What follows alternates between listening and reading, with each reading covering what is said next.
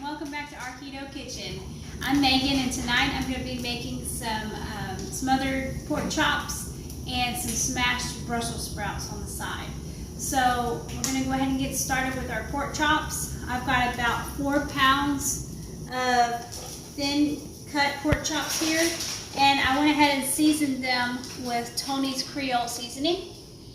And I'm going to go ahead and we're going to go ahead and start cooking them on a cast iron skillet.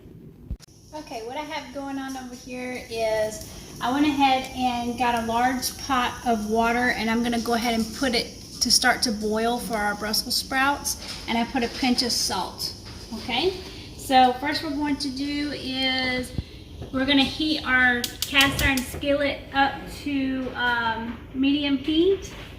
And I'm going to add a little bit of bacon grease to my pan.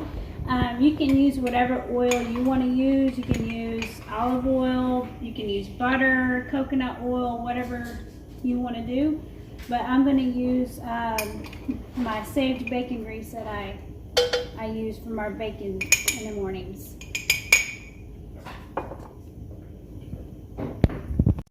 While I'm waiting for my water to boil and my bacon grease to heat up on my pan, I'm going to go ahead and preheat our oven to 425 degrees. Okay, I'm just going to add a couple of our pork chops to our pan at a time, and all we're going to do is sear them. We're just going to brown them. That's all we're doing.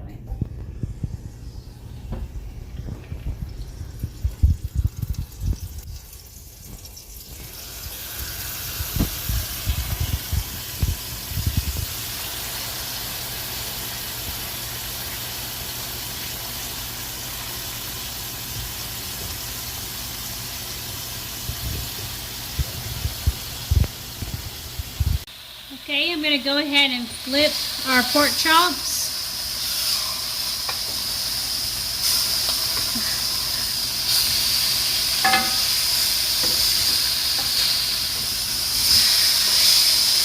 And we just want to brown it on both sides.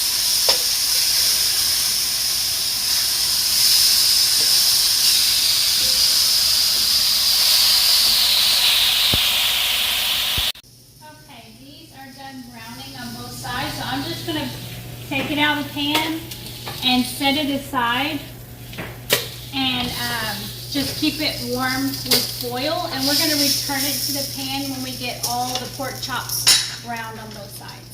Okay, our water is boiling now, so I'm going to add our Brussels sprouts. Like I said, this is 2 pounds of Brussels sprouts, and all I've done is cut the ends off. So I'm just going to add this to our boiling water and boil it for 10 minutes. Okay, I've got all of our pork chops browned on both sides. I'm about to put it back into my pan, but what I want to do is clean it off, because if you can see, the cast iron pan has some stuff left over from the pork chops. So I'm just going to put a little water on it and just scrape up the bottom.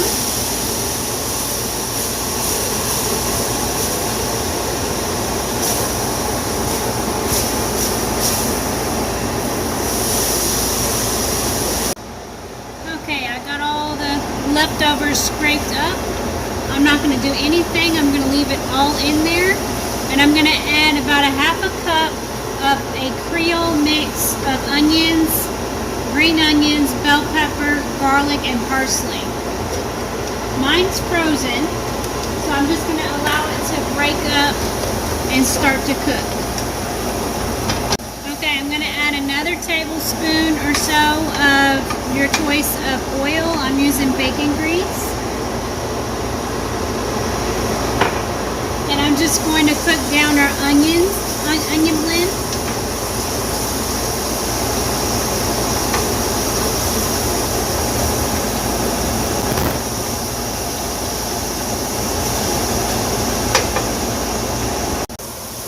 Okay, now that our vegetables are cooking, I'm going to go ahead and add our pork chops back to this pan.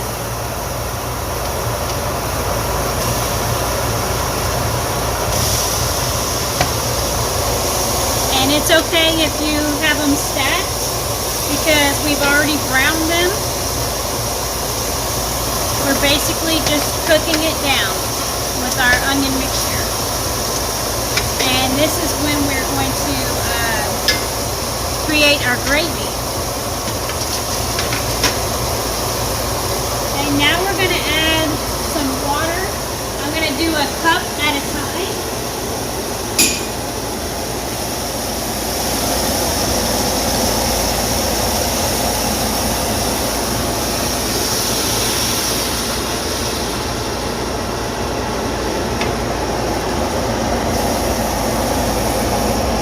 That was about 1 cup. And you can see the water is filled up on the sides. We want to make sure that the pork chops are getting moisture. So I'm going to put a little bit more water.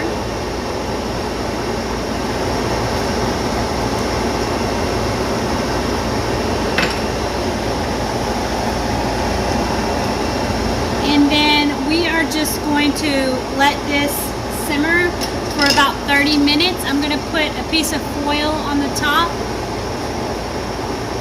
and just leave it kind of loose. But that way we can kind of cook down our pork chops. And we can just come in here and check on it every once in a while. So let's cook it for about 30 minutes on medium low. Okay, so our Brussels sprouts boiled for 10 minutes. I took them out and strained them, and I wanted to make sure I got all the water out. Now I'm going to put them on a foil-lined pan.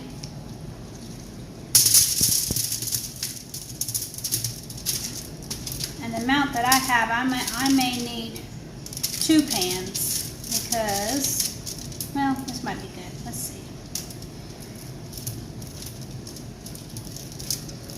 We can make it work. Okay, so now what we want to do is we want to toss with a little bit of olive oil, so it's going to be about a tablespoon worth. So we're just going to drizzle that.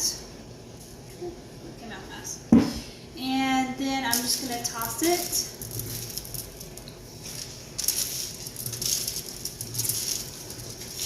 I'm also going to season with salt and pepper.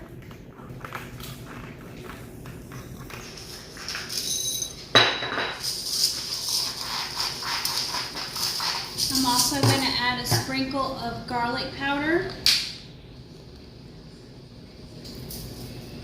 And we're going to give it a toss again.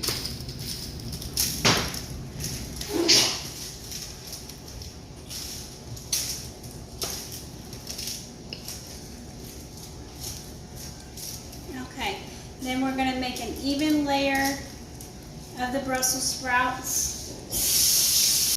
Okay, now we're going to take a coffee mug or whatever you have, and we're just going to smash our Brussels sprouts slightly. I'm just going to give it a little smash. Okay, this is what your Brussels sprouts will look like once you're done smashing them. You don't have to smash it to pieces, but we just want to just give it a little bit of smushness going on there. So now I'm going to take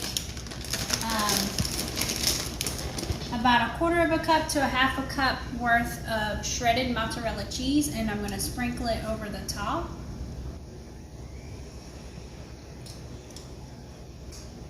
That was 1/4 cup. I'm going to go ahead and add another. So that'll make it 1/2.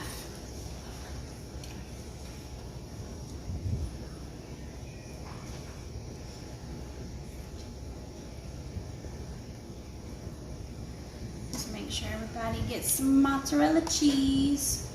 And then we are going to add 2 tablespoons of grated parmesan cheese. And sprinkle that.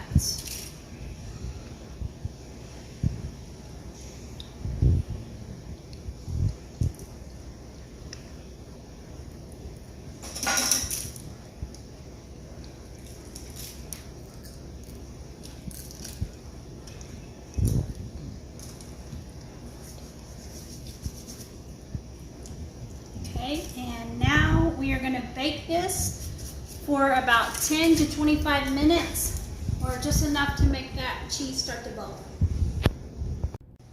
Okay, now that our Brussels sprouts are in the oven, I'm going to check on our pork chops here. And they are starting to look really good. I noticed that the water level is going down. So I want to add some more water. I'm going to add about another cup. And I also want to take the pork chops that are on the bottom. I want to transfer those to the top and bring these to the bottom, so that we can just kind of rotate them. Everybody gets on the bottom. And, you know, we can get everything nice and browned really well, and we can start making that gravy pretty soon.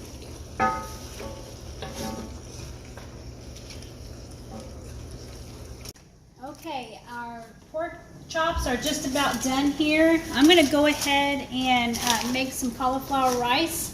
I have 2 bags that are 12 ounces each of frozen riced cauliflower from Sam's Club. This is a Members Mark brand. I'm going to go ahead and steam these in the microwave according to the directions on the package.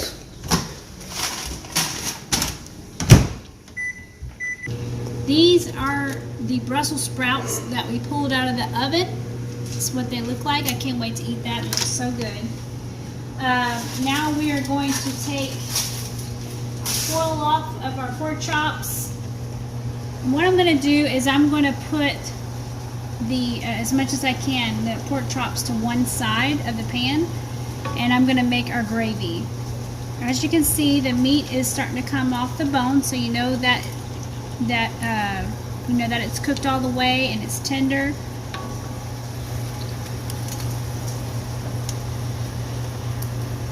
Alright, so what I'm going to do is, depending on how much gravy you want, you're going to need to add more water.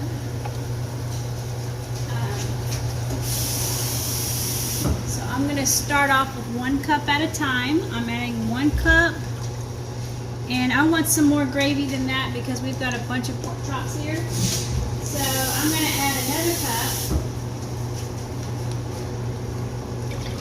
And what we're going to do is we're going to add 1/4 of a teaspoon of xanthan gum. Xanthan gum is our thickener. That's what we use in place of cornstarch. So this is our thickener.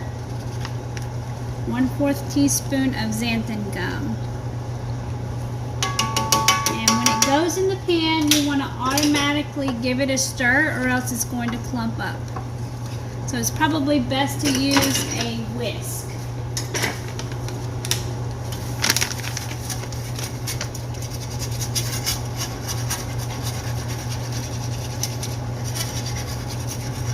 I'm going to turn up my heat. I had my heat down to medium-low, so I'm going to turn it up to medium-high just so we can get it to a boil.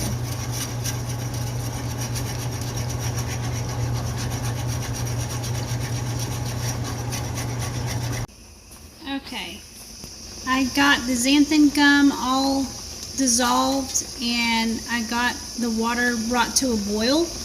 I went ahead and added 2 more cups of water because I need more gravy for the amount of pork chops that I have. But it's all up to you how much gravy you need. But that's basically it to the keto gravy. So all I'm going to do now that it's been boiling for a few minutes, I'm going to turn the heat off and I'm going to let it cool down enough to eat. And as you can see, it's kind of hard to see with the steam, but it has thickened up quite a bit. So I'm just going to let that sit so that we can start plating. Okay, we got everything kind of cooled down a little bit. I'm going to go ahead and serve a serving for you so you can see what everything looks like. So each one of these cauliflower rice bags are 12 ounces. So I usually say that that's good for 2 people. So I'm going to put half of the bag here, and then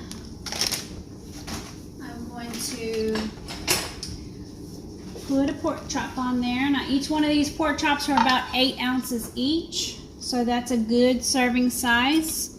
If you have already had a good amount of protein in your day, then I would probably split it in half. But this is my 1 meal a day, so I'm gonna have my 8 ounces. Then I'm gonna go ahead and pour some gravy on top.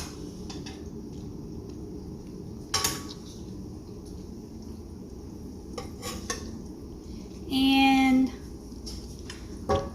a serving of our Brussels sprouts. Now I made 2 pounds of Brussels sprouts, and I'm gonna split this into 4 servings.